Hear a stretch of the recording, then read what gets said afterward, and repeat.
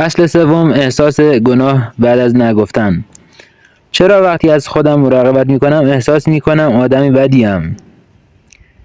تا حالا شده به کسی نبگی و بعدش اون سکوت سنگین مثل یه سایه دنبالت بیاد؟ اون لحظه که میدونی تصمیمت درسته ولی یه چیزی توی دلت فریاد میزنه کاش نگفته بودم. انگار هر نه یه تیکه از آرامش تو رو میبره. چرا باید از مراقبت از خودمون عذاب وجدان بگیریم؟ جوابش توی اعماق ذهن ماست، همون جایی که ترس از طرد شدن ریشه داره. بخش اول، وقتی از بچگی یاد گرفتیم خوب بودن یعنی بله گفتن. از وقتی یاد گرفتیم لبخند بزنیم، یاد گرفتیم دیگران رو ناراحت نکنیم. یادته وقتی بچه بودی و گفتی نمیخوام بیام مهمونی؟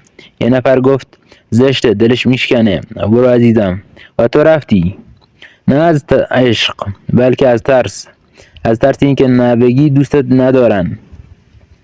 سالها بعد اون ترس شد یه صدای درونی، صدایی که هر بار میخوای از خودت دفاع کنی نجوا میکنه.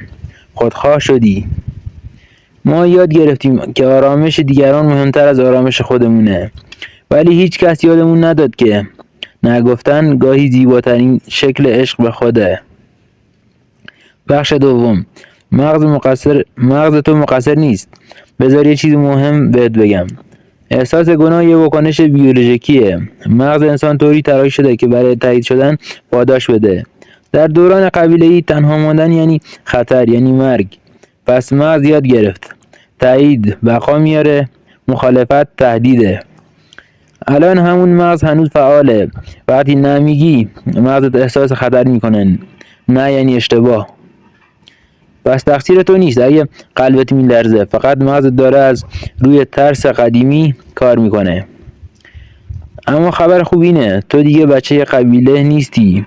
تو انسان آگاهی که میتونه انتخاب کنه از چی نترسه. بخش سوم، گفتگوی درونی با احساس گناه. یه لحظه چشماتو ببند. تصور کن احساس گناه یه نفره، یه بچه کوچولو ترسیده میشینه روبرو تو، میگه میترسم اگه نبگی ازت ناراحت بشن. حالا تو با لبخند دستش رو بگیر و بگو میفهمم ولی من حق دارم خودم رو انتخاب کنم.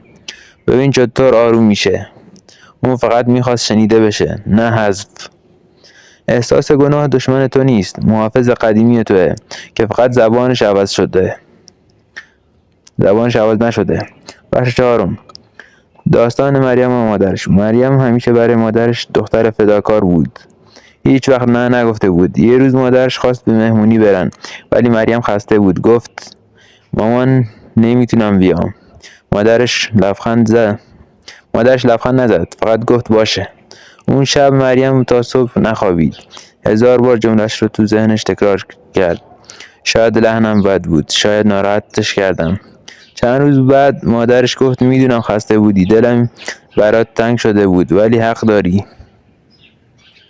اونجا مریم فهمید بعضی نه‌ها رابطه ها رو خراب نمی‌کنن، قوی ترش میکنن. احساس گناه از بین نمیره، فقط معناش عوض میشه. بخش پنجم، تفاوت گناه واقعی و درونی. دو نوع گناه داریم. واقعی، وقتی عمدن آسیب میزنی. درونی، وقتی فقط خودت رو انتخاب میکنی. بیشتر ما از نوع دوم رنج میبریم. ذهن ما بین محبت و قربانی شدن فرق نمیذاره، ولی بدون محبت واقعی یعنی از فراوانی، نه از کم بود. یعنی بده چون دلت میخواد، نه چون ازش میترسی. نه گفتن از عشق به خود زیباتر از بله گفتن از ترس دیگرانه. بخش ششم، تمرین رهایی از احساس گناه. یه دفتر بردار، 3 موقعیت بنویس که گفتی نه و احساس گناه کردی. بعد جلوی هر کدوم بنویس آیا من به کسی آسیب زدم یا فقط از خودم محافظت کردم. اگه پاسخ دومه، بدون تو در مسیر رشد هستی. حالا با صدای بلند بگو من حق دارم خودم رو انتخاب کنم، حتی اگر دیگران درک نکنند. بخش هفتم، بعد از نگفتن چه کنیم؟ احساس گناه نمیره ولی هر بار ضعیف‌تر میشه. فقط لازمه کاری نکنی برای ساکت کردنش. بشین، نفس بکش و بهش بگو میدونم هستی ولی این بار من تصمیم میگیرم. هر بار که این گفتگو رو تکرار میکنی ذهنت یاد میگیره که نه گفتن بخشی از عشق به خود است، نه خیانت به دیگران. پایان فصل.